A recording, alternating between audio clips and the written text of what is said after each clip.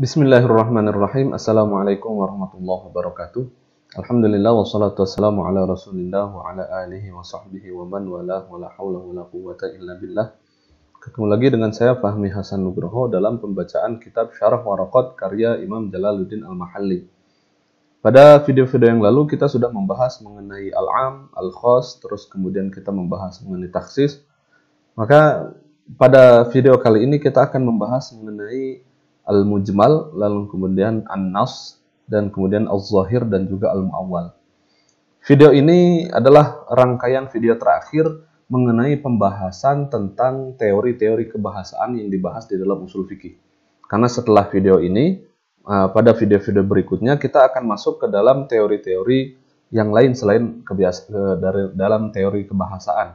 Maka langsung saja kita membaca. Qala al-muallifu rahimahullahu ta'ala nafa'anallahu bi'ulumihi wa 'ulumi masyayikhihi wa 'ulumi masyayikhina fid dharaini amin. Wal mujmalu, sedangkan kata yang mujmal adalah ma yaftaqiru ilal bayan, adalah lafaz yang yaftaqiru ilal bayan, yang membutuhkan penjelasan. Nahwu contohnya salasata quru, seperti dalam firman Allah Subhanahu wa taala, wal mutallaqatu yatarabbasna bi anfusihinna salasata quru. Para wanita yang diceraikan itu, wal mutallaqat, para wanita yang diceraikan itu, yatarabbasna, mereka hendaklah menahan diri mereka bi anfusihinna, salasata quru, 3 quru. Apa itu quru? Kalau salasah kita jelas paham, karena salasah adalah 3. Yang menjadi masalah, apa itu quru? Nah, quru fa innahu, sesungguhnya quru itu yahtamilul athhar wal haid. Kata quru itu adalah kata yang mushtarak. Maksud dari mushtarak itu adalah kata yang memiliki 2 makna. Terlebih lagi 2 makna di sini saling bertolak belakang. Jadi kata quru di sini yahtamilul athhar. Maknanya pertama bisa jadi bermakna suci, wal haid yang kedua maknanya bisa jadi haid. Jadi lishtirakil qur'i bainal haidhi wat tuhri, karena kata quru itu memiliki 2 makna tersebut. Nah, jadi salah satu quru ini perlu keterangan lain, perlu penjelasan lain agar jelas maknanya. Ketika diminta oleh Allah Subhanahu wa taala untuk diam selama 3 quru, 3 quru ini 3 apa?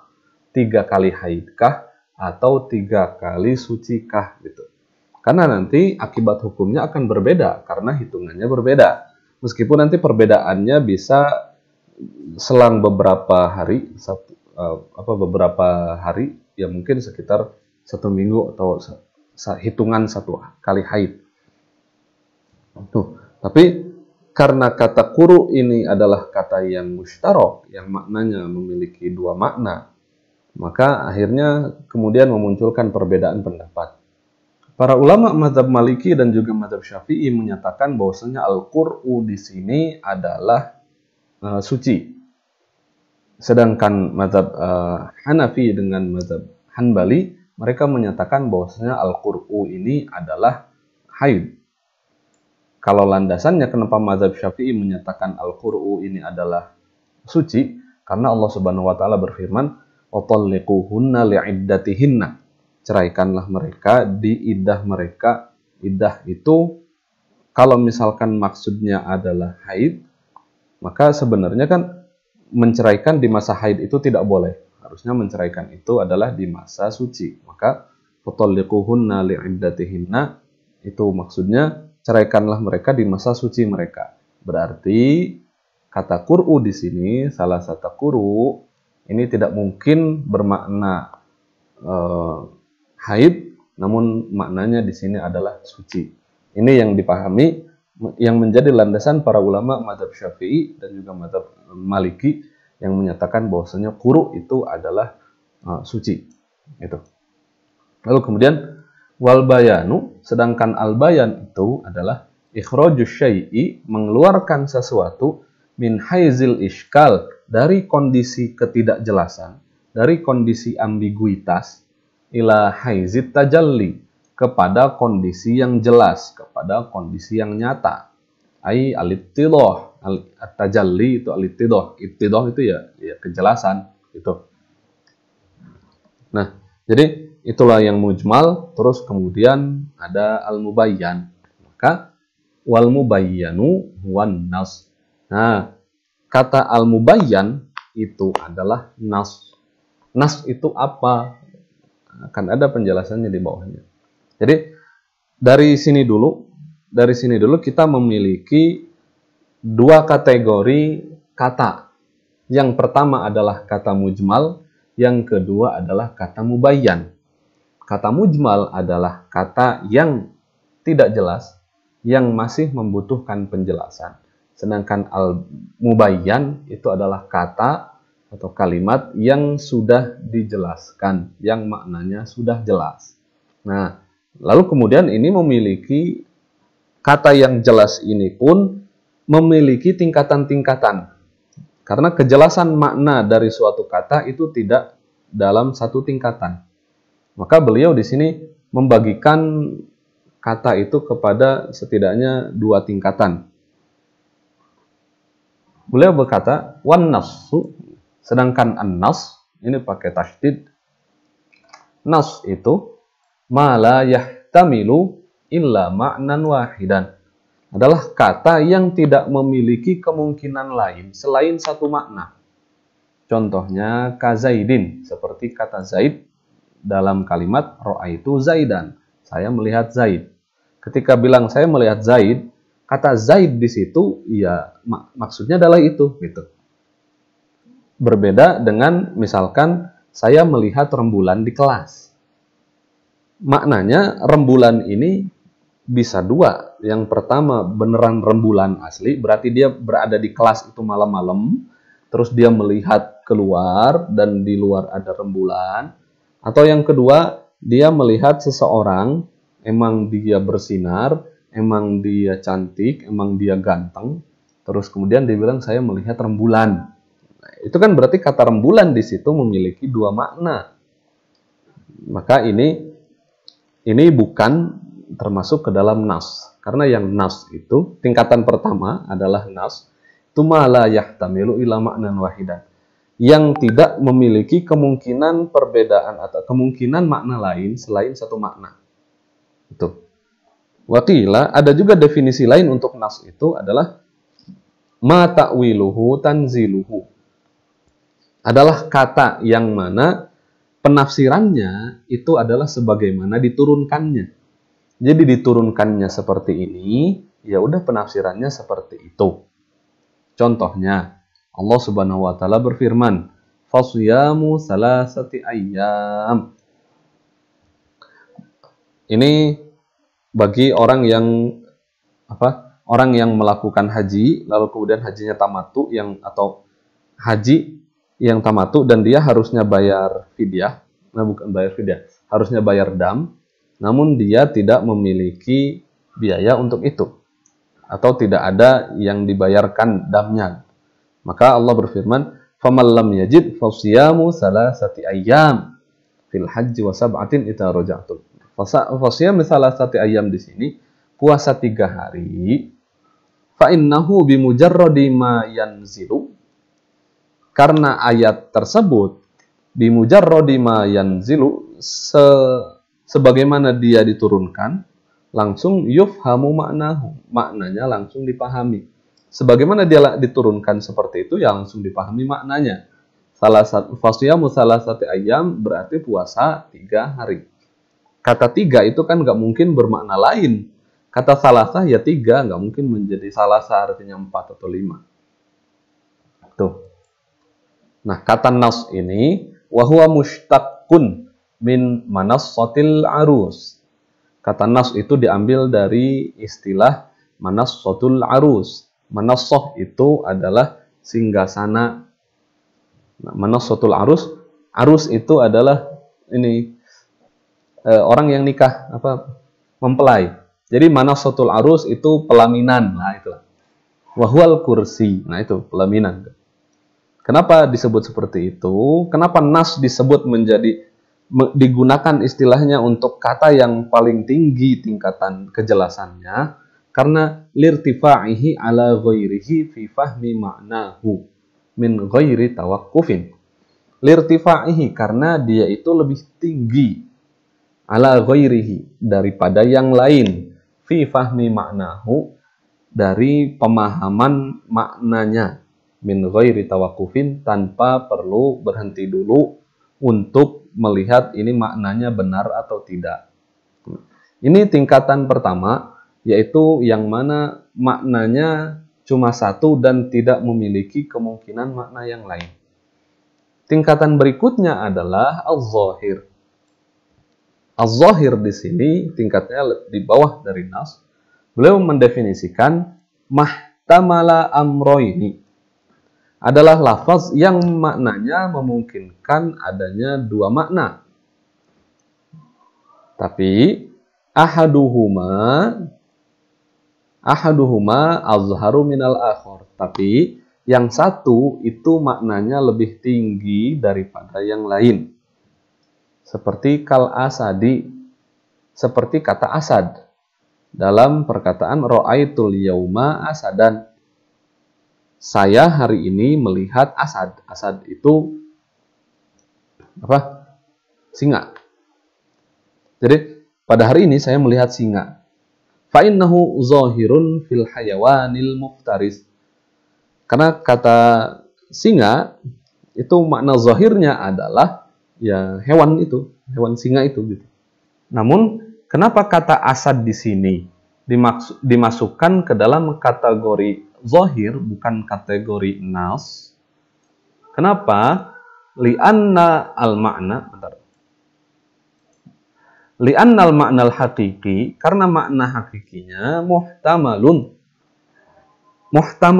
mungkin atau ada kemungkinan untuk makna lain, yaitu apa? Lirrajulis syuja' badalihi, untuk seorang laki-laki yang berani, yang menggantikan makna dari singa yang tadi maksudnya adalah asad. Sama seperti tadi saya contohkan, seperti kata rembulan dalam kalimat saya melihat rembulan di kelas.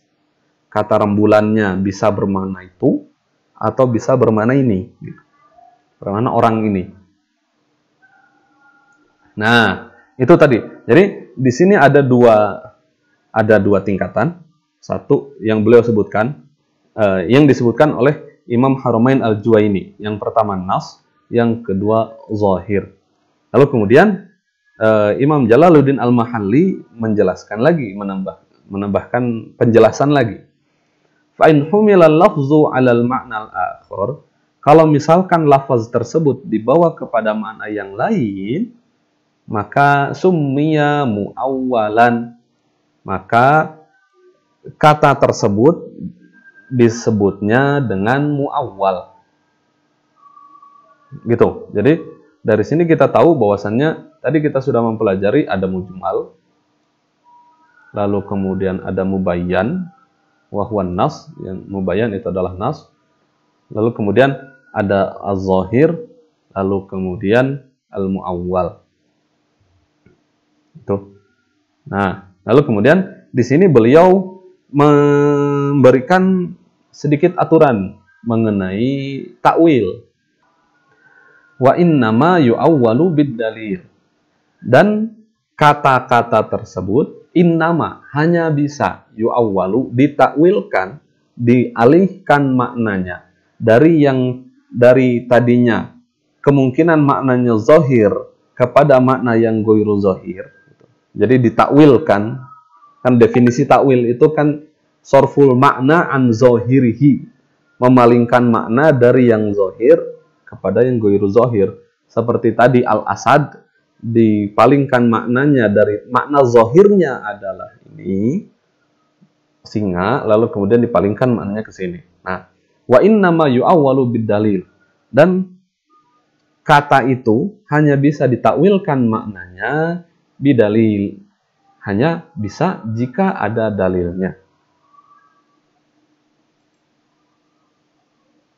Kama qala sebagaimana yang dikatakan oleh Imam Haramain Al-Juwaini, wa yu'awwalu zahiru bid-dalil, dan kata yang zahir, kata zahir itu yang tadi disebutkan di atas, yang memiliki dua makna dan yang satu lebih unggul daripada yang lain.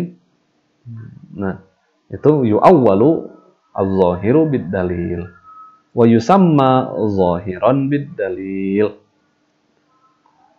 Jadi yang tadi itu disebut zahir karena ada dalilnya. Kama yusamma muawwalan. Yang tadi itu makna yang ini, makna yang kedua itu selain disebut muawwal, disebut juga dengan zahir tapi bid dalil. Ada zahir bid dalil. Karena dia awalnya ghairu zahir, tapi karena ada dalil akhirnya dia menjadi zahir. Kama yusamma muawwalan gitu. Wa minhu, di antara contoh kasusnya adalah qauluhu ta'ala, firman Allah Subhanahu wa taala, was-samaa'a banainaha bi'aidin. Was-samaa'a, langit itu, banainaha, kami bangun bi'aidin dengan aidun. Apa itu artinya aidun?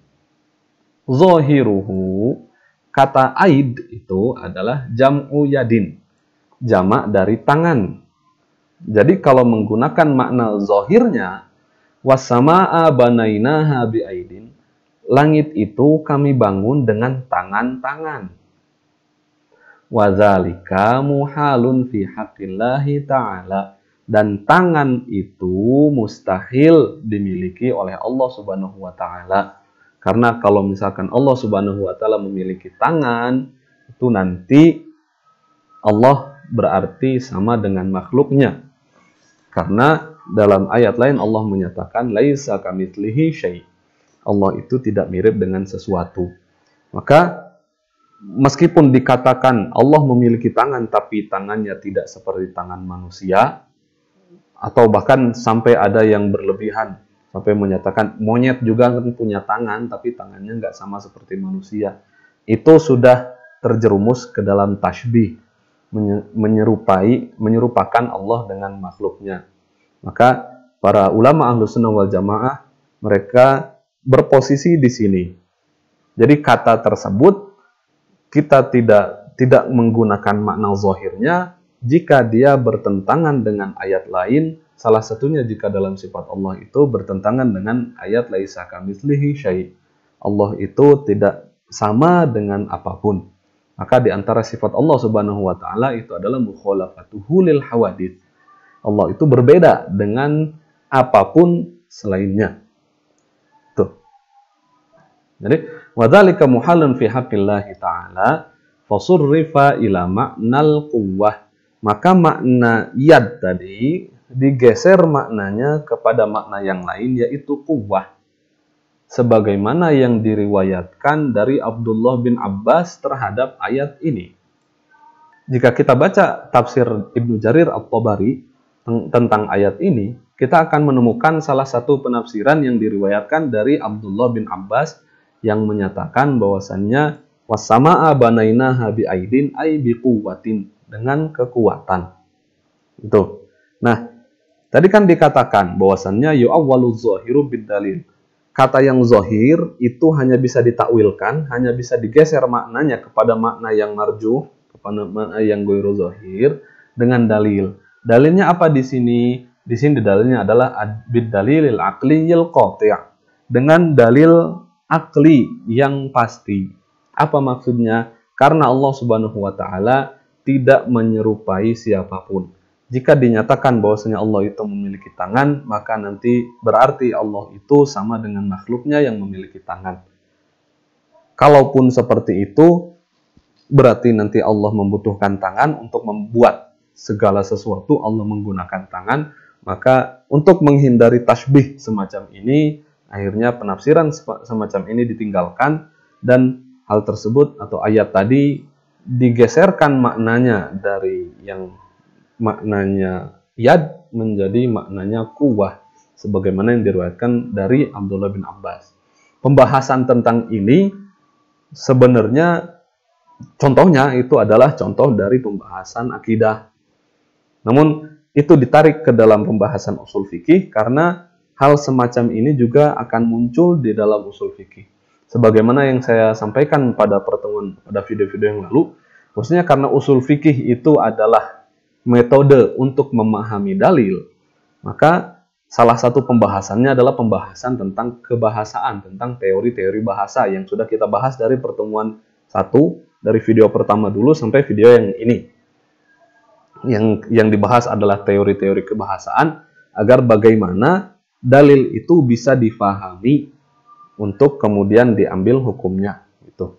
Kalau misalkan perdebatan tentang takwilnya, apakah sifat Allah itu boleh ditakwilkan atau tidak, maka itu silahkan masuk ke dalam kajian ilmu kalam, silahkan masuk ke dalam kajian akidah, maka perdebatannya di sana sudah berlangsung selama ratusan tahun.